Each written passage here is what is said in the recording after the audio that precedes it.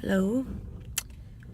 It is 6:40 in the morning on the day of my egg retrieval. I'm supposed to check in at 7:15, and for the first time there was not any traffic, so we were very early. So we're getting gas. It's very exciting. Yeah, I'm excited. I'm a little nervous. They're putting like needles in like walls of me, and not sure how that's going to feel, but they said afterwards I should feel like bad period cramps, but I don't really know. Is that in relative to like my endometriosis cramps, because those make me turn white and feel like death and throwing up. So hopefully it's not that bad. Hopefully they said Tylenol and a heating pad, so the endometriosis cramps would not. I'm really tired. The endometriosis cramps would not stop with just those things, so hopefully it's not as excruciating as that. We went yesterday and we got some smart water and coconut water and aloe water and all of the waters and some salty snacks so I can pull the... There's Eric. Say hi.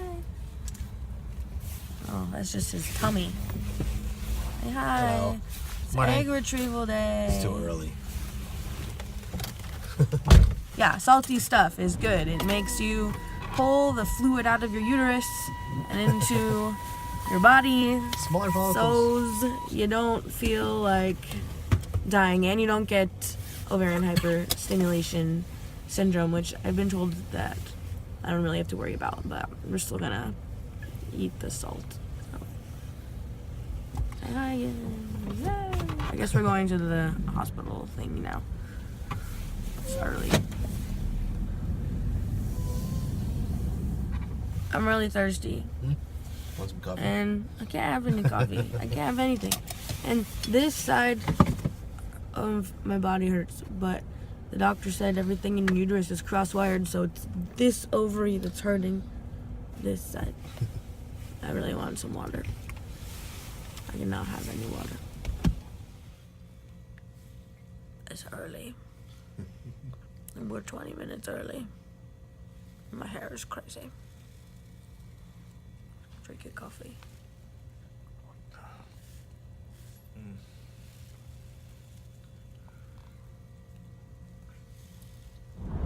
Hello. So we're coming home from our egg retrieval. It took, let's see, we went in there at 7:30 and it is now 9:15 and we're already on our way home, so that's cool. I guess the procedure took about 20-25 minutes, but it felt like 1 second, and that is the power of anesthesia. They got 9 eggs, which is really cool. That's more eggs than I thought they were gonna get. So, and then they're gonna fertilize them using the ICSI procedure. That's cellular. Intracellular, okay. Cellular sperm injection. Yeah. Not cytoplasmic. You don't want to inject sperm into your cytoplasm. Which takes away the will it fertilize question. The sperm goes into the egg and then we wait to see what happens from there. So we'll find out tomorrow how many of them are mature enough to go through the ICSI and how many of them are developing. And then it'll probably be a 5-day transfer because of the ICSI. They like to wait to do the blasts, but we'll see. My tummy hurts. It feels like I did a lot of crunches, and my uterus hurts. It feels like I did a lot of uterus crunches. I don't know what those are, but it hurts really bad to pee. Apparently that's going to happen for a while, and I'm not feeling very nauseous or anything like that. I just can't wait to lie down in my comfy couch with my stuff and my blankets and my dog. There's Eric. Hi. He did his thing. He said it was hard to do your thing when you can hear people walk by and it's it's like 58 degrees because it's really cold in the office because they have to make sure the doctors don't sweat. And what was the other thing? Cold. Echoey. Oh, it's echoey. You just hear everybody else. So like, Right. that's not usually how people do their thing. You know, usually it's not as loud in public. So, but we did it. We're gonna get some breakfast and then sleep, and then I'm not gonna sleep. I gotta get something taken out. Eric has to get the staples taken out of his head. Then he can sleep. He had a big cyst on his head, and yeah, not terrible. I didn't take the bad pain medicine. I took Tylenol, and I'm doing okay so far. So, but we'll see later how things are going. The car just cut us off on the freeway. Yay! I shake my fist at you. Oh yeah, so it's weird with this shadow on my face.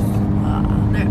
So like the operating table wasn't like an operating table like you think of like when you see it on TV or like when I got all my other surgeries done. It was like a dentist chair kind of, like it had a head and then it had like a short body and then it had these really big stirrups at the end for you to put your thighs in, and they put your legs, your feet all the way to your thighs in these little like pillowcases. I don't know what they're called, but they were like pillowcases to keep your feet, I guess, like stuck in this area.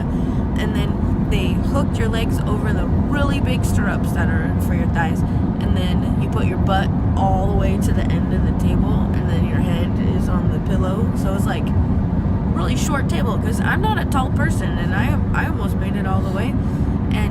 And so then you're sitting there and you got like a warm blanket around you, and they tuck your arms in like a little straight jacket, and then your legs are in the stirrup and your hoo-hoo's just like hanging out, right? Like the whole time, and they're talking to you and they're asking you your name, and everybody's staring at you from up above, and like your butt and your vagina is just like out in the air. And then they put the anesthesia in and they ask you questions and stuff. And then I fell asleep, and then I woke up a minute later, but I just wasn't expecting to see that. Like usually you walk in and there's a table, not this like, they almost look like some weird torture device or like weird, I don't know, like you wouldn't want to have sex in that, so that's probably not what I'm thinking, but it just was weird, and it felt really exposing and kind of odd to just be sitting there with my butt hanging out and like stuck in these stirrups in this straight jacket type thing. But like nobody was down on that end, but it was different. So expect that it to be different than even a regular pap smear syrup situation.